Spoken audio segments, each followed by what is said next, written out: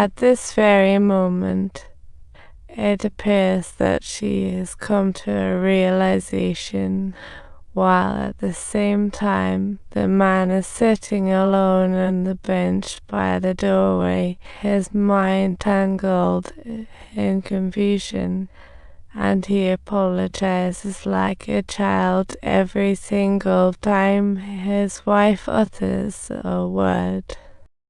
What message should we convey to him now? If you don't give it a go now, I won't be like you. Sure, you know Jerry, but I don't want to ask him for help. I just want to handle my own business. What? All right.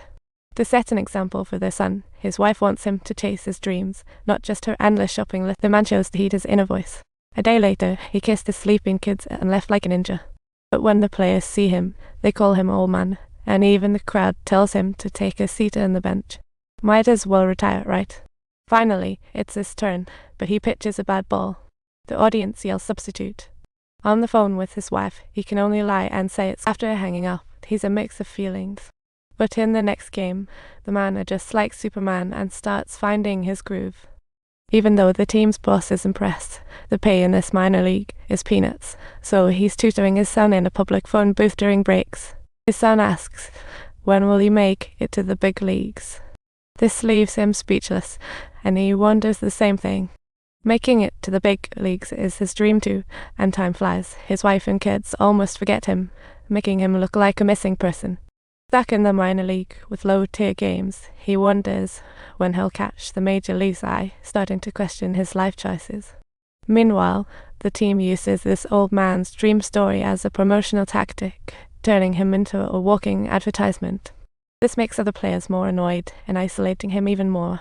He only finds a little comfort in letters from his kids, which makes him long for home. This is probably how many men hustling out there feel. Seeing that father-son bond makes him yearn for home even more. He tells the coach he wants to take a few days off, and the coach quickly shoots him down, saying the season's not over and the team needs his pitching skills. Feeling helpless, he tells his wife on the phone that he wants to quit and doesn't want to hold them back for a dream that feels out of reach. His wife says she'd be thrilled if he came back, but he better have a good reason. He needs to think carefully about whether he really loves baseball. The man goes silent. Hanging up, he accidentally passes by a field and sees a kid, reminding him of his younger self who worked hard to get into the majors. Later on, the television is airing footage of him being interviewed, and at this very moment, he finally comes to the realization that he simply cannot live without baseball, almost like a true baseball fanatic. Adjusting his mood, he nails the next game, pitching strikes that make his students proud. The townsfolk are ecstatic, his family cheering, and as he shines on the field, his teammates start respecting this old guy. One day, the coach calls him to the office and mysteriously tells him the majors are interested in you. The man is so choked up, he's about to cry. The coach adds that his first game will be in Texas, his hometown. The man is practically floating, as he hasn't been home in ages. He immediately calls his wife to share the news, panting in excitement like a kid, and she is so happy she is practically tearing up. His wife beams at their son. Isn't this just the best fatherly love? The news of him joining the major spreads like wildfire through town. The townspeople are overjoyed and proud of him, with students eagerly ready to cheer for his return to the hometown field.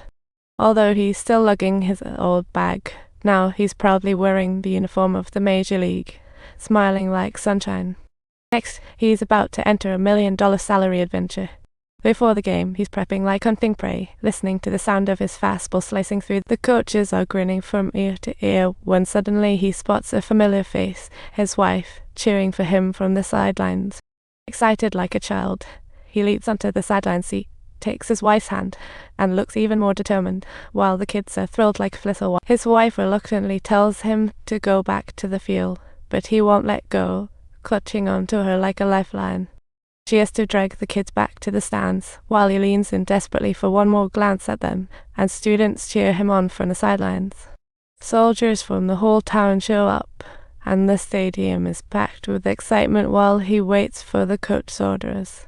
He anxiously waits for the assistant coach cue until the team starts losing, and suddenly the phone rings. The coach finally calls his name.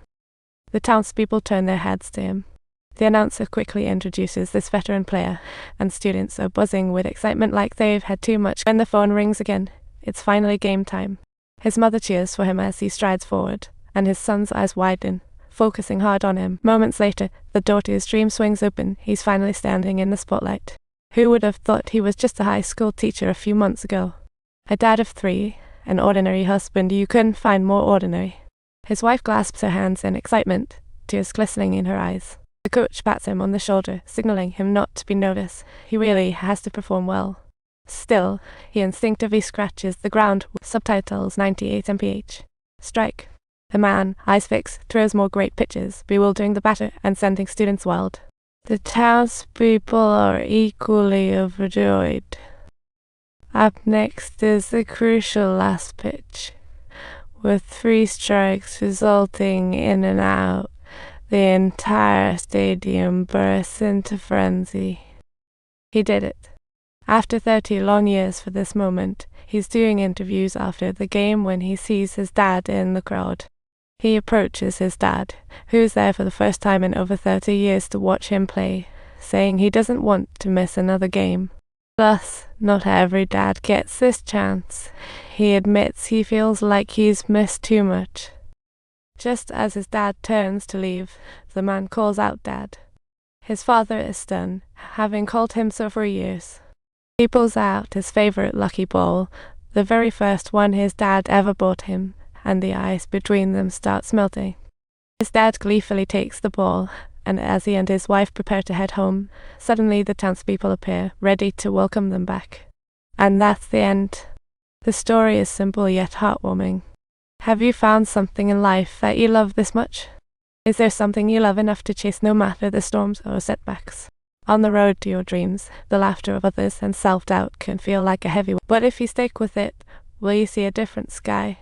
Beneath that sky, there'll be flowers and applause galore.